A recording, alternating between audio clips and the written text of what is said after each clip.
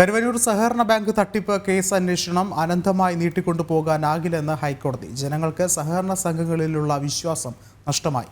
കേസിൽ ഇതുവരെ സമർപ്പിച്ച കുറ്റപത്രങ്ങളുടെ വിശദാംശങ്ങൾ ഹാജരാക്കാൻ ഇഡിക്ക് കോടതി നിർദ്ദേശവും നൽകി.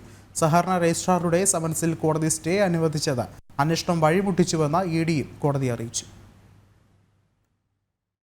കരുവന്നൂർ സഹകരണ ബാങ്ക് തട്ടിപ്പ് കേസ് അന്വേഷണം അനന്തമായി നീട്ടാനാകില്ലെന്ന് വ്യക്തമാക്കിക്കൊണ്ടാണ് ഹൈക്കോടതി ഇഡി അന്വേഷണത്തിൽ അതൃപ്തി പ്രകടിപ്പിച്ചത്. ജനങ്ങൾക്ക് സഹകരണ സംഘങ്ങളിന്മേലുള്ള വിശ്വാസം നഷ്ടമായി. കരുവന്നൂർ സഹകരണ ബാങ്കുമായി ബന്ധപ്പെട്ട് നിരവധി സംശയങ്ങൾ ഉയരുന്നുണ്ട്.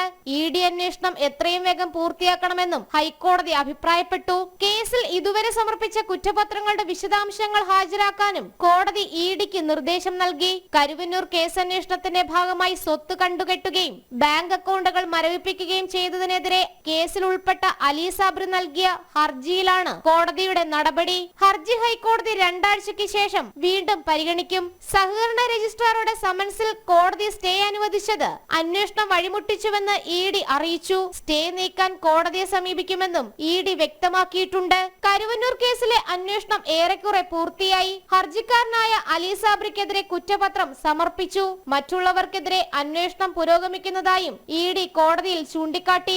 നിലവിൽ കരുവന്നൂരിനൊപ്പം 12 സഹകരണ ബാങ്കുകളിലെ ക്രമക്കേടുകളിൽ അന്വേഷണം നടക്കുന്നതായി ഇഡി കോടതിയെ ബോധിപ്പിച്ചിട്ടുണ്ട്. തുടർന്നാണ് കേസിൽ സമർപ്പിക്കപ്പെട്ട കുറ്റപത്രങ്ങളുടെ വിശദാംശങ്ങൾ ഹൈക്കോടതി ആവശ്യപ്പെട്ടത്.